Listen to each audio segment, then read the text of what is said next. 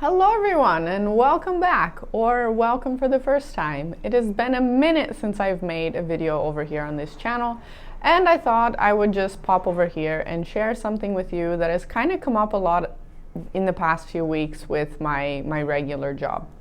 So if you don't know, I work as an English teacher and also a teacher trainer now, and a lot of the teachers and the people that I've been working with have been expressing their fears in relation to teaching.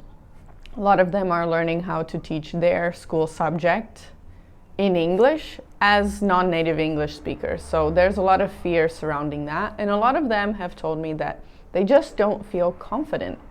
They don't have the confidence to do their lesson in another language. And it got me thinking about cultivating confidence.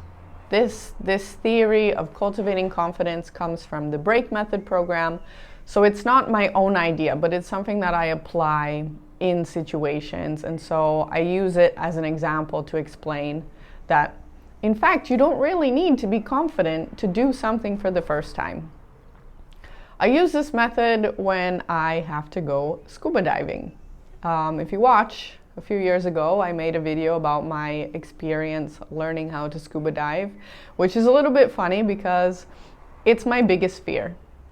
It's my biggest fear in the whole world. Going underwater, breathing underwater. I'm afraid of what's in the water. You don't know.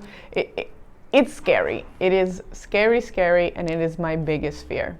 But through this process, I've been able to overcome that fear. So in order to build confidence, in order to create confidence, you first have to commit. I had to commit to putting on the wetsuit, to going on the boat, to putting on the BCD, adjusting the tank, checking the regulators, doing all the things that you need to do, before going into the water. I had to be 100% committed, hold on to the weight belt, hold on to your mask, jump into the water off the boat. And now I'm in the water. Okay, I'm committed, I'm in the water. Commitment is the first step. Then I have to muster up some courage. I have to be brave, because this is where the scary part starts. Now I'm in the water and I have to slowly let the air out of my BCD, and I start to go down. And going down in the water, you kind of get this vertigo feeling, like it's real sinking, it's a real strange feeling if you've never done it before. There's a lot of pressure on your mask, there's a lot of pressure on your ears, you have to remember to breathe, to equalize, you're going down, it's a whole lot of stuff to think about, and it's scary. It's scary for me, so I have to be brave, I have to find courage in this moment. But I don't just have to have courage in this moment. I have to maintain this courage throughout the 30 minutes, 45 minutes, or 1 hour dive that I'm going to be on. I cannot let any fears creep in of, what if I run out of air? What if there's a shark? What if something bad happens? What if I get lost? All the what ifs could creep in. But I have to maintain this bravery, this courage during this long period of time. And so I go, I breathe, I look at the fish, everything's all fine and dandy, and then we all come up slowly together. Whew, I've done it. That's the moment of confidence, right there, when I've come up to the surface and I'm like, wow, I did it. Wow. Now we just gotta swim back to the boat, no big deal, right? And so then in that moment, I felt confident. I'm confident I can do it. And now I know I am capable of doing it again. So first I have to commit, then I have to find some courage, then I come up, I have this moment of confidence, wow, I did it, and then I know I'm capable of repeating that process again. So I get back on the boat and we have a couple snacks, maybe we drive around a bit. In an hour, I have to repeat this whole process again. I have to commit to putting on all the gear. I have to commit to jumping off the boat. I have to be brave going down into the water, and brave the whole time I'm down there. And I come up and I'm confident. And each time I go through this process, each time I work on my buoyancy skills, maybe I work on my breathing a bit, there's always something that can be improved on each dive. And so with going through this process, I am building my confidence in my skills. I'm building my confidence to do the thing that I need to do. And so you can apply this to anything. In the Break Method program, they like to say it's like jumping off a cliff and using a parachute.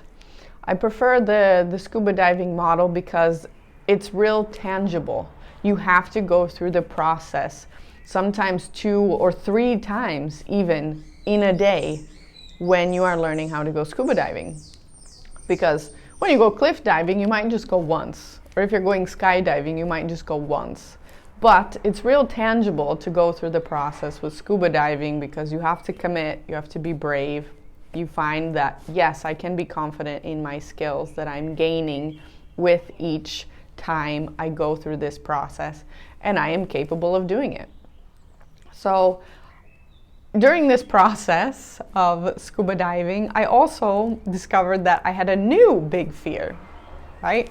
My new biggest fear was that I would have to change my mask underwater because they said, well, it could happen.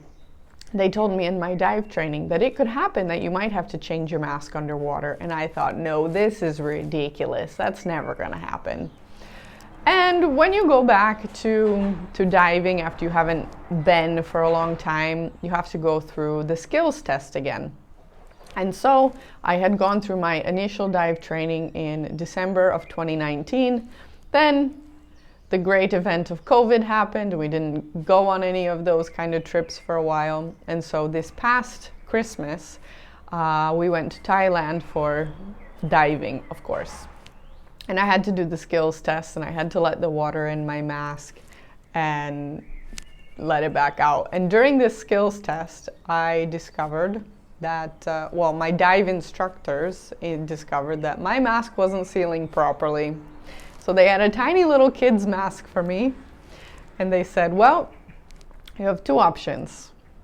You can go up, and we can change the mask and come back down, or you can try to do it right here as we were sitting, I don't know, maybe 3 to 5 meters under the water on some little sandbar. And somehow I mustered all of the courage I had, and I said, no, I will commit. I will commit to changing this mask underwater. And so I did it in steps. I didn't just take it off right away. I had to let in a little water and clear it, and let in a little more and clear it. And finally we got to the point where, all right, I'm gonna take this mask off. And I was holding my nose, freaking out. And then the instructor gave me the other mask, and I put it on my face. He stretched it over my head, and then I had to clear all the water out. And I did it. I managed to do it. I was brave enough, I had enough courage, and I was 100% committed that I was gonna change this mask underwater no matter what. I mustered up the courage to do it, and now I'm confident. I'm like, please, let's do it again. It was terrifying, but I did it, and I know I can do it. So if you're struggling right now with wanting to try something new and you're just not feeling that confident about it, don't focus on the confidence. Focus on the commitment. Whatever it is that you're setting out to do, you need to be 100% committed to doing that and to overcome all your obstacles, but not view your obstacles as failures, right? I had a lot of difficulties in my first few dive experiences. My ears, I have a lot of problems with my ears, but I can't view that as failure. I have to learn how to take it slow. I have to learn how to equalize properly, and I just have to be a bit more careful. I cannot just write it off as failure. And that's the same for trying anything new, whether it's teaching in a foreign language, whether it's scuba diving, whether it's learning a new language, maybe it's learning a new sport, a new skill, learning how to cook, whatever it may be. The first step is to commit. 100% to what you're doing. Thanks again so much for watching. Until next time. Bye.